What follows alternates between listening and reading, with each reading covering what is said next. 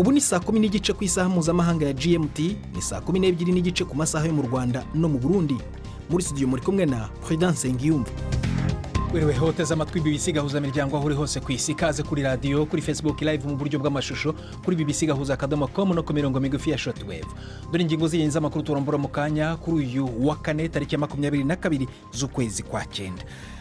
Polisi muri Repubulika ya Demokarasi ya Kongo yishirashe umuntu umwe mu gikundi cy'abigaragambyaga basaba ingabo za leta gukora ibirenzeho kugira ngo birukane inyeshyamba z'umutwaye mu 23.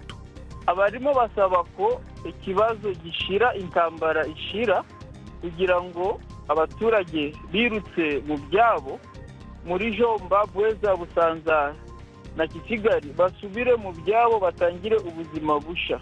Muri Uganda, Minisiteri y'Ubuzima yemeje ubundi bwandu butandatu bwa Ebola mu karere ka Mubende. Mu Rwanda, urukiko rwemeje ko hazatumizwa zimwe mu nyandiko z'urubanza rwa Wenceslas Twagirayezu uregwa ibyaha bya jenoside rwabereye mu gihugu cya Denmark mbere y'uko yoherezwa mu Rwanda ku ngufu. Ni kuwa kane ntiwibagirwe n'ikinamico runana nk'uko bisanzwe. Ibi biganiro biwe na Jacques Niyitegeka.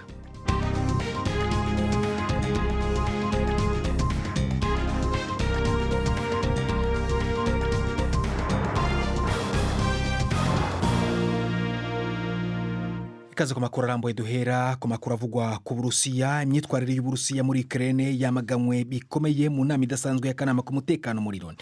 Minisitiri w'ububanyi n'amahanga wa Leta Zunze Ubumwe za Amerika Antony Blinken yavuze ko imigambi y'Uburusiya yo gukora kamarampaka mu turere twigaruriwe muri Ukraine ari ugukaza ibintu ku buryo buteye inkeke.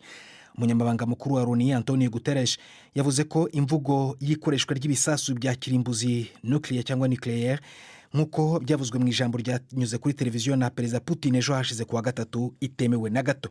Ariko Minisitiri w'ububanyi n'amahanga w'Uburusiya Sergei Lavrov yinubiye ko abagize akanama k'umutekano bagerageza ngo gushyiraho imvugo itari yo ku bikorwa bya Moscow muri Ukraine.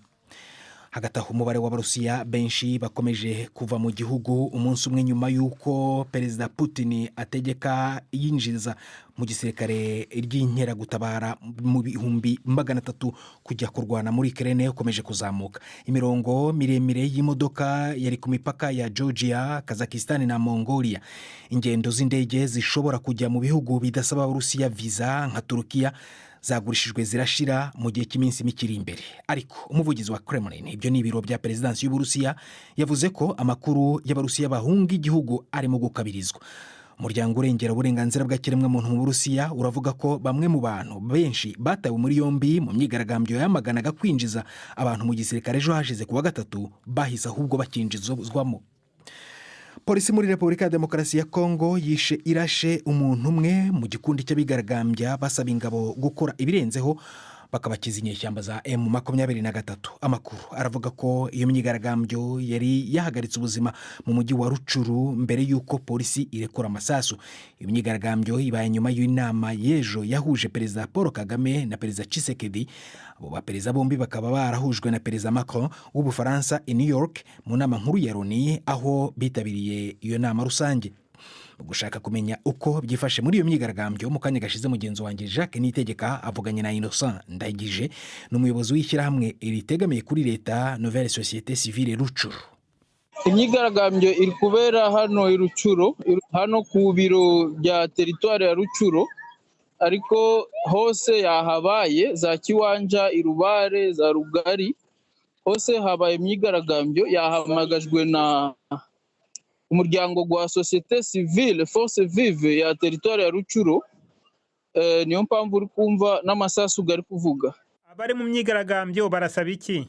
Abarimo basaba ko ikibazo gishira, intambara ishira, kugira ngo abaturage birutse mu byabo muri Jomba, Bweza, Busanza na Kisigari basubire mu byabo batangire ubuzima busha.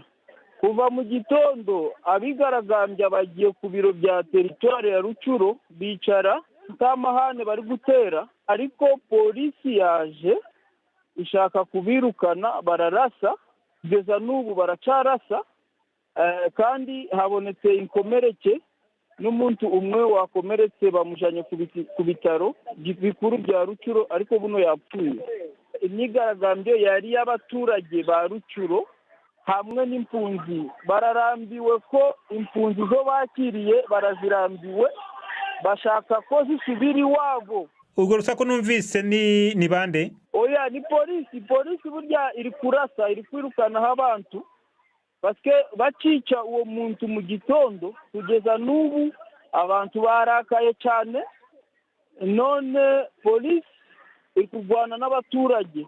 Irimo irarasa mu kirere? Iri kurasa mu kirere, ariko mu gitondo ho barashije mu bantu, niho habonetse umwe wapfuye n'abandi bakomeretse bari mu mpitaro hano i Rucuru.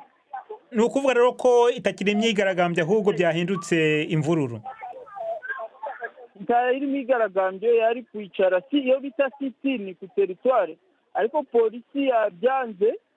Zino za etat de siège bo bavuga ko sinto babishaka kandi ari by'amahoro, niyo mpamvu ubu ngubu yabaye nk'imirwano hagati y'abaturage na polisi hamwe n'ingabo za FARDC.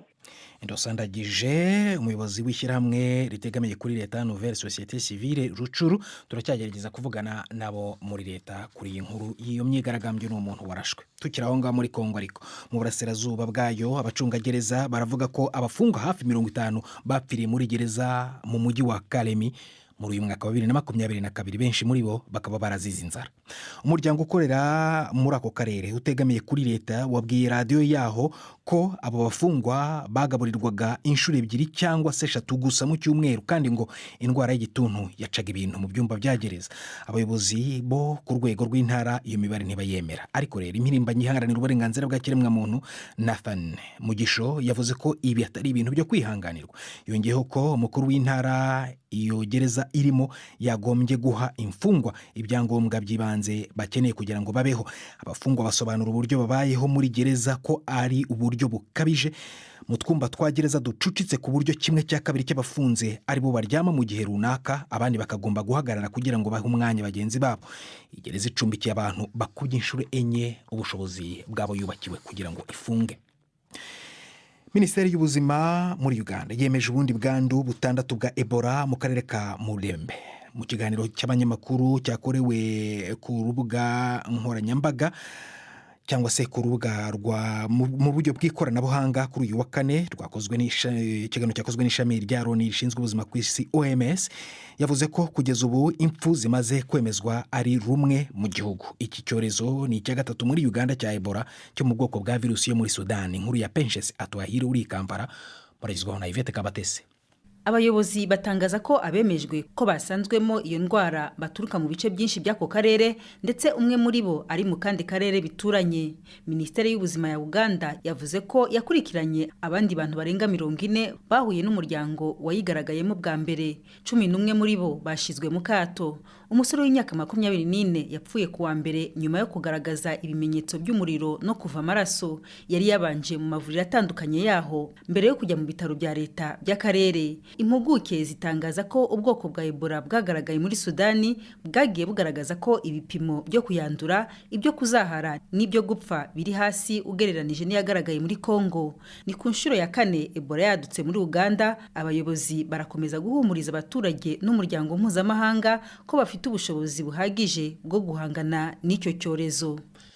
Saa moya 22 mu Rwanda no mu Burundi. Ni BBC gahuza miryango yumva no kuri Kisoro FM muri Uganda, kuri bbc.com no ku mirongo migufi ya shortwave. Hanyuma kuri Facebook uratwumva unatureba mu buryo bw'amashusho. Mu kanya turagaruka mu karere k'ibiyaga bigari. Ndi Prudence Ngyumva. BBC gahuza miryango Igoma ni kuri FM 93 n'ibice 8. Mu Rwanda urugereko rwihariye rw'urukiko rukuru rukorera Nyanza mu majyepfo rwemeje ko hatumizwa zimwe mu nyandiko z'urubanza rwa Wenceslas Twagirayezu rwabereye mu gihugu cya Denmark mbere yuko yoherezwa mu Rwanda muri 2018. Izo nyandiko zigizwe ahanini n'imvugo z'abatangabuhamya bwana Twagirayezu yavuze ko azashingiraho nk'ibimenyetso bimushinjura mu rubanza rwe, ngo kuko abamushinja bivuguruza. Akurikiranyweho ibyaha bya jenoside, ubushinjacyaha buvuga ko yakoreye ahantu 7 hatandukanye mu cyahoze ari perefegitura ya Gisenyi. Uregwa ahakana ibyaha aregwa. Mugenzi wacu Yves Bucyana mu cyumba cy'urukiko aduteguriye inkuru. Ni umwanzuro watanzwe impande ziburana ziri mu cyumba cy'urukiko uretse uwunganira Twagirayezu. urukiko rwemeje ko inyandiko mvugo z'abatangabuhamya babajijwe n'ubugenzacyaha bw'igihugu cya Denmark rwari rwahawe mbere zituzuye, bityo zikaba zitafatwa nk'ikimenyetso muri uru rubanza. Rwemeza ko hari zimwe mu nyandiko mvugo z'abatangabuhamya babajijwe muri Denmark zigomba gusabwa n'inzego zibishinzwe zikazanwa mu rukiko. Izo ni inyandiko mvugo ziri mu gice cy'impapuro 46 n'izindi zikubiye mu gice cy'impapuro 166.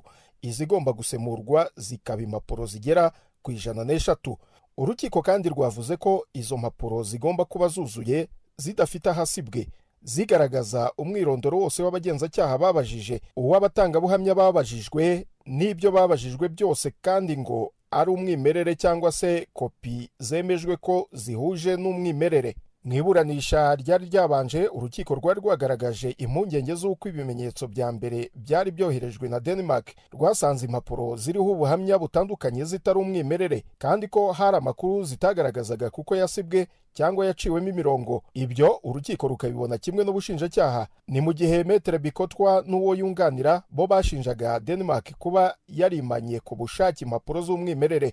Gusa mu biboneka nuko icyifuzo cya Twagirayezu wavugaga ko impapuro akeneye ari imvugo z'abatangabuhamya cyubahirijwe. Muri uru rubanza Twagirayezu n'umwunganira bakomeje kuvuga ko ubuhamya bwatangiwe mu gihugu cya Denmark buhabanye cyane n'ubuhamya bwatangiwe mu rubanza hano mu Rwanda, kandi abatangabuhamya ari bamwe, bityo agasanga ibyo bimenyetso bigomba kumufasha mu rubanza rwe. Urukiko rwavuze ko itariki y'isubukurwa ry'iburanisha ababuranyi bazayimenyeshwa nyuma.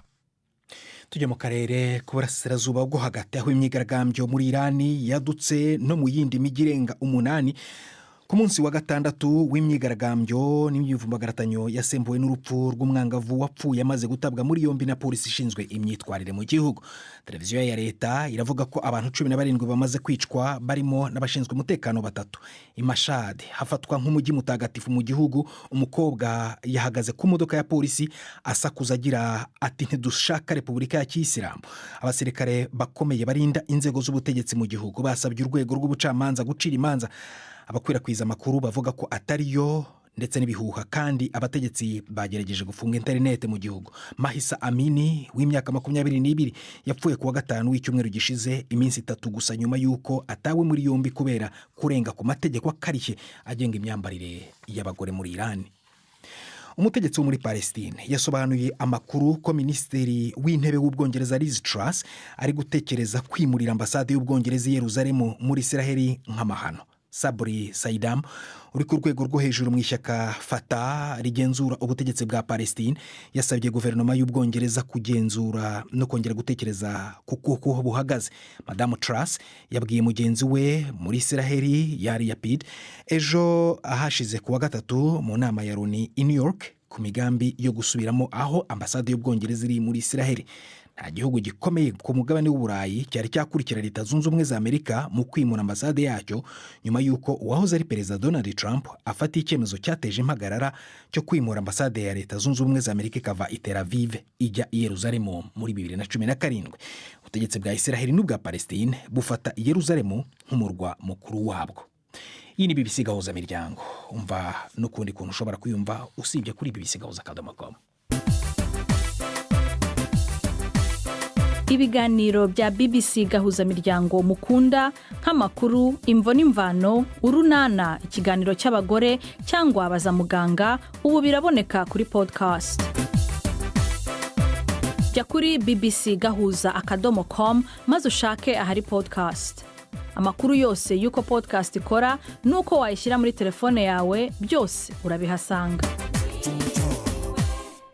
Saa 12:44 mu Rwanda no mu Burundi, ni saa 11:44 hano mu London mu Bwongereza, n'umwanya w'ikinamico runana.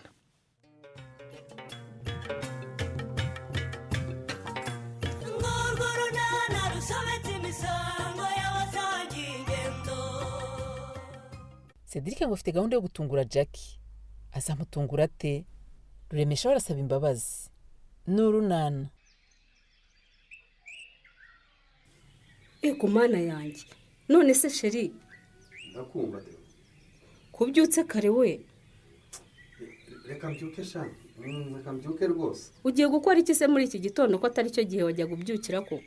Ariko se sinakubwiye ko hari umwanya w'akazi kuri banki bashyize ku isoko? Ngiye kwisabira ako kazi rero. kugasaba se bigusaba kubyuka igicuku? Ngiye kwandika ibaruwa igasaba. Sha urazindutse cyane ariko ni ukuri. Umva, ndashaka gufata umwanya ibaruwa isaba akazi nkayitondera ndetse n'ibindi byangombwa bisabwa nkabitegura. Urumva? Ubundi kariya akazi ko kuri banki nkagasaba rwose. Ndabikora ku buryo rwose katazancika. Ahubwo nge ndabona byaguteye ubwoba waboshye ikizamini cy'akazi ugiye kwitegura gukora da. Ubuze ko mbona udatuje ari ukwandika ibaruwa isaba. Umunsi baguhisemo mu bagomba gukora ikizamini uzawumeze utewe. Nzaba niteguye neza. None se Shyaka, ndakumva. Kwandika ibaruwa isaba akazi nibyo byatuma uzinduka igicuku koko? Iminota 15 ntubuyirangije. Icyambere ngiye gutegura CV yanjye neza. Urumva? Nihuze nigiye kuko CV iri mu bisabwa. Cyakora gutegura CV bisaba ubwitonzi da. Hego umenye kuri ya mwanya w'akazi kuri banki ari umwanya mwiza cyane. Uriya mwanya ufite agashara gatubutse. Shahuse, ako kazi wakabonye ko? Icyizere cyo nagifite sheri. Uburambe ku kazi basaba se ko mbufite. Yego rwose. Ahubwo Devo. Karame. Ndagira ngo nindangiza gutegura iyi CV, uze kundeberamo undebere nibikoze neza. Nta kibazo ndakureberamo rwose. Ntabuzwa n'ikize ko ari inyungu zacu twese. Ese kuvuze ko bazagahembera gatubutse ni nkangahe mu kwezi?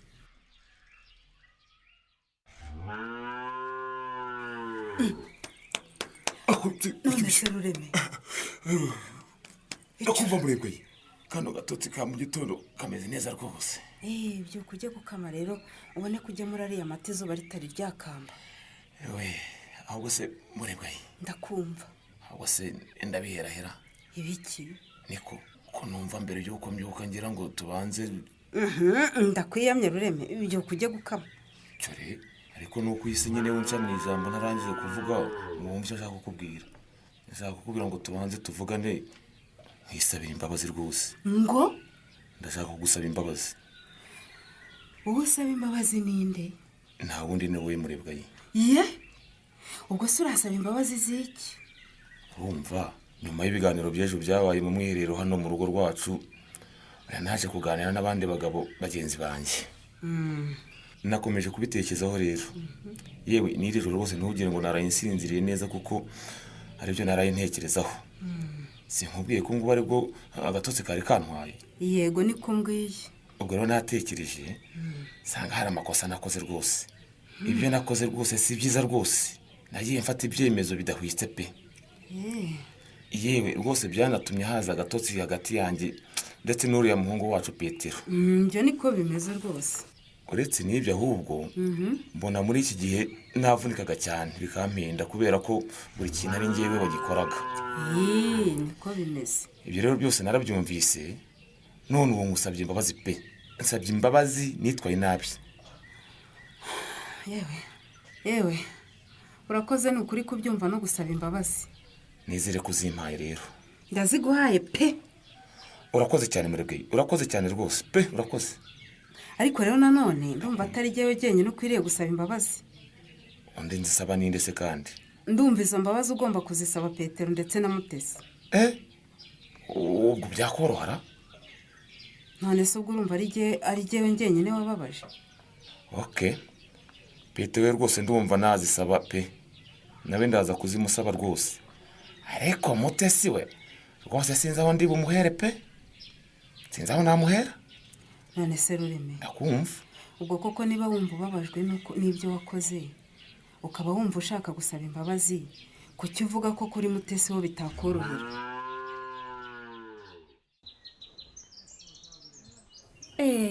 Nyine ubuse nkubonye ntera kubivuga se nkaho wagira ngo wanshakaga cyane nye. Umva maze iminsi ngushaka ahubwo narakubuze. Nibyo ahubwo se wari waraburiye? Nari mpara ariko gusa nyine nari mugiye mu gushakisha ko hari ahantu nakwibonera karaka. Yego shaho. Yewe nta kurera amaboko ugomba gushakisha. Akazi se warakabonye nyirane? Wapi ndacyakomeza gushakisha nyine. Humura uzagera ukabone rwose. Rwose naye ndabyizeye. Umva rero icyo maze iminsi ngushakira. Ubu hari gahunda dufite yo kubyutsa ishuri ryacu ryo munsi y'umunyinya. Nibyo turategura kwigisha urubyiruko rwa Nyarurembe ibijyanye n'ubuzima bw'imyororokere, kurwanya ibiyobyabwenge no gukora ibikorwa byo kwiteza imbere. Iyo gahunda ni nziza n'ukuri ndayishyigikiye. Ni muri iyo gahunda rero nagushakiraga kugira ngo uzabidufashemo rwose, nawe uzagira amasomo dutangira. Ko nta kimpugije se, urumva nabuzwa n'iki koko kubikoranye? Yego sha, ndabizi ko ufite ubumenyi buhagije rwose kuri izo ngingo. Maze n'imfashanyigisho zabyo mfite, ariko ntanazifite sinabura aho nkura amakuru, ko no kuri interineti nayabona da, hose nayabona rwose. Yego rwose, birakenewe rero ko urubyiruko rwacu turuha amasomo ahagije, bakamenya ingaruka zo kwishora mu mibonano mpuzabitsina imburagihe, bakamenya ko babyirinda hakiri kare rwose. Nibyo biyobyabwenge, dore ko biri mu bya mbere bituma bishora muri iyo mibonano mpuzabitsina idakingiye. Yemwe bamwe bakaba babitangira bakiri batoya, ugasanga bagize n'indi myifatire mibi nko kurwana no gutukana n'ibindi byinshi. Mbese ibiyobyabwenge ni umusemburo w'imico mibi yose. Noneho rero ndagira ngo utangire kudufasha gukangurira urubyiruko rwa Nyarurembe kwitabira iyo gahunda y'inyigisho zacu. Ubundi se zizatangira ryari nyine? Turaza gukora inama, nyine inama ibitegura. Ndumva nawe ugomba kuba uyirimo. Nta kibazo. Hanyuma muri iyo nama rero niho tugomba gutegurira gahunda y'amasomo, ariko ndumva bigomba gutangira vuba cyane pe. Birakenewe. Ariko sanye nanone nitwongera guhura n'abashaka kuturwanya bavuga ngo kuganiriza urubyiruko ku bijyanye n'ubuzima bw'imyororokere ni nko kubibakangurira, tuzabigenze gute?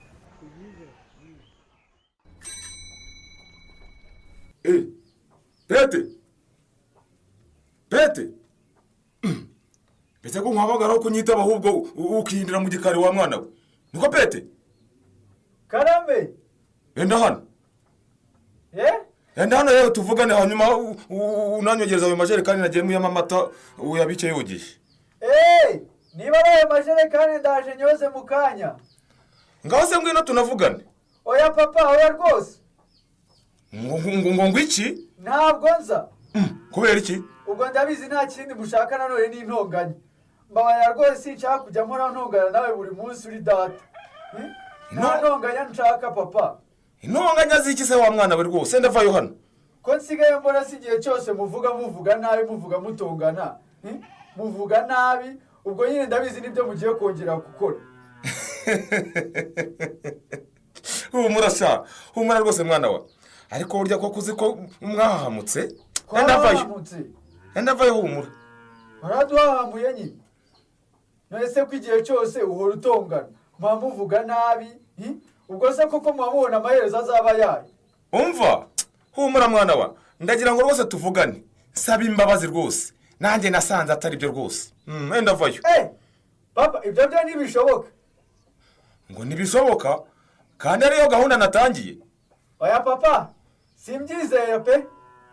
Ndagira ngo rwose ibyo byose birangire, amahoro ahindi wanjye. Urumva? Aha. Ahubwo na wa mukobwa ndamushaka. Indesi, Mutesi. Mutesi rwose. Ndagira ngo ugende umumbwire nabaze mbasabira imbabazi hamwe rwose bana ba. Ako papa, ubwo ibyo uvuga uko birashoboka. Gende umubwire yebaze. Maze ubunyoko namaze kuzimusaba kandi yazimpaye, hasigaye mwebwe rwose. Hakugwanya umvise sha umwana Patri. Reka sha, ubwo surumva ibishoboka Cedric. None surumva nkubeshya mwana. Nukuri mbabara wimvamo pe, binkorere nk'umujama mugenzi wawe. Hariyo tinga urashaka ngo ngire nte? Nguriza amafaranga Patri. Nukuri nyene amakashi ndebe ko bimwe mu bibazo mfite byakemuka. Naho wundi nta mahoro mfite namba pe. Amafaranga y'iki se? Ariko nawe, kuki ushaka ko nsubira mu magambo koko? Nguriza amafaranga njye kwisurira umuntu wanjye. Ugiye gusura ndese? Ni umuntu witwa Jackie. Ngo nde? Jackie yewe. Akuze ukuntu numva mukumbuye mwana. Mukumbuye. Nguriza amafaranga njye kumusura wanjye. Wenda ngiye n'akantu namushyira Patri. Reka ye. Nukuri ikintu cyonyine cyama amahoro Patri. Mwumva nuje nuko nakongera kumubona pe. Nkamuvugisha umva ndamukumbe byatari mwana ntago wabyumva. None se wagiye ukamureba? Nyine nguriza ayo mafaranga. Sha Cedric, umva nkubwiza ukuri. Karama. Amafaranga ndayafite rwose. Ni umva se sha Patri, umva man urakoze byatari. Umva se Patri, umva se nanjye naje nkugana mfite icyizere. Ntabwo uri twa dusore twa fake mwana. Buriya ngiye kumutungura fresh kabisa. Ariko ntayo naguha rwose. Umva nukuri noneho. Ngo nayo wama. Ntayo naguha pe. umva ntabwo ari ukuma ndashaka ko nguriza ku buryo nzashaka nko gusubiza vuba. Sha wayangurije Patri, ni ukuri si amafaranga menshi nkeneye Patri. umva niyo yaba ari amafaranga 100 gusa sinayaguha Cedric. Kubera iki se udashaka kunguriza Patri? Patri? Naguha. Man, hari ubwo nari nakwambura se basi? Hari ikibazo nagukoreye se Patri? Nakubwiye ngo ntayo naguha, ntabwo wumva? Ako se sha, ko nzi ko Petero yamugurije ari mu bibazo, kuki njye utanguriza koko? Ariko ubundi we, nk'ubu waguha amafaranga ye, wazamwishyura yikuye ko nta gikora kiva amafaranga. Umva, nayakwishyura pe. Ntabwo nabura dira nkuramo amafaranga ngo nkwishyure nushaka kubyemera Patri. Mbabarira sha, genda nta mafaranga nguhaye. Ako se ubwo koko urakomeje Patri? Ndakomeje nyine.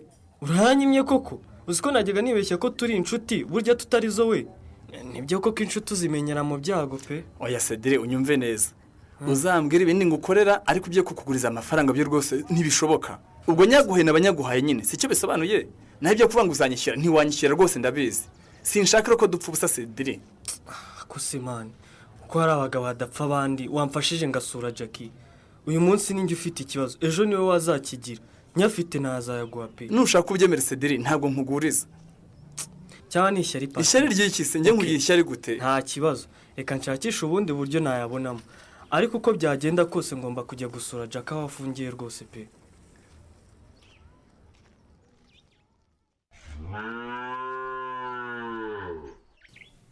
Pete mbabarira undeke. Ako sugura jyanda kubeshya mute? Nakubwiye ngo ntabyo nkeneye kumva Pete. Ako sugura jyango ngende mbwire papa ngo iki koko mute? Umva papa arambwiye ngo nze nkubwire tujye duhure nawe ngo arashaka kudusaba imbabazi twiyunge. Urumva? Ntabyo numva.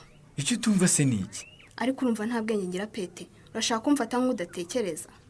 Kukubwira se ngo papa aragushaka ngo adusaba imbabazi ni ukugufata nk'udatekereza cyangwa utagira ubwenge? None se Pete? Ndakumva. Reka nkwibarize. Ndakumva rwose. Ukuntu papa yawe yamaye akato akambwira amagambo nkomeretsa ubwo ndabiyobewe. Nyoboye ko atigeze na rimwe nshaka. Si ibyo se nyine ashaka kugusabira imbabazi? Oya, sinshaka kugera imbere y'uriya musaza kugira ngo nongere nkozwe isoni. Reka shwida. None ubwo ndabwira papa ngo iki ko yarambwiye ngo nze nkubwiruze. Umubwire ko bidashoboka. Nukuri mbabarira mute. Mbabaze tujye kureba papa pe. Ntibishoboka yewe. Erega mute. Nukuri nushaka ubyumve papa yarahindutse. Yarahindutse? Nukuri. Yahindutse w'iki Pete? Ko njye ntacyo nahindutseho si cyanzizaga nk'abanyigifite. Urumva ari cyo cyamuhindura kuri njye? Nyiranguriro tujya guhura nawe arakikubwira. Pete. Ndakumva. Reka ngende. Oya mute. Ntibishoboka ko umuntu wamfataga nk'igini akanyita umunyamwako. Ubu urumva koko noneho yamfata nk'iki? Arashaka kwiyunga n'igini sera? Akubwo wakumvise ibyo papa dusaba. Cyangwa Pete? Ndakumva. Nawe umaze kwitandukanya nanjye. Gute se kandi? Nyine ubwo wamaze kujya ku ruhande rw'abanyanga badashaka kunyikoza. Niba ari n'aya mayire yo kunsura mu nzu bimbwire. Shaka uko mutesi wambabariye ntitwitesha aya mahirwe. Wambabariye ukaza tukajya guhura na papa atava ngo avuga ko twanamusuzuguye nanone. Petero akora iki ngo mutesi ave ku izima? Ubundi sizi imbabazi Ruremesha ashaka kumusaba azazimuha. Ntuzacikwe n'ikinamico Urunana y'ubutaha. Ikinamico Urunana mwitegurirwa n'umuryango Urunana Development Communication, mukayikurikira kuri radio BBC kuwa 2 no kuwa 4 saa 12:45 z'umugoroba. Ikinamico Urunana kandi mwayikurikira kuri YouTube. Kuyigeraho andika ijambo Ikinamico Urunana Official maze utange n'ibitekerezo. Uramutse ufite ikibazo cyangwa igitekerezo kandi wifuza kutugezaho, watwohereza ubutumwa bugufi bwanditse kuri telefone igendanwa 0783181064. Mushobora kandi kunyuza ubutumwa kuri page yacu ya Facebook. Kuyigeraho no kwandika ijambo Urunana. Tubibutse ko tubagezaho ikiganiro gikubiyemo ibice by'Urunana twumvise mu cyumweru. Icyo kiganiro tukibagezaho ku cyumweru saa 9:30 za mu gitondo na saa 11 z'umugoroba kuri BBC. Dusubikiye ikiganiro Urunana cy'uyu munsi naho butaha. natwe naho dusubika ibiganiro byacu byo kuri uyu wa kane ariko ushobora kongera kubisanga kuri bbc.gahuza.com. byari biwe na Jacques Niyitegeka, twafashijwe na Mike Adley kugira ngo amajwi akugire abarongorotse. Yende Prudence Nyumva wakozemo guhitamo kubana natwe kuri uyu mugoroba.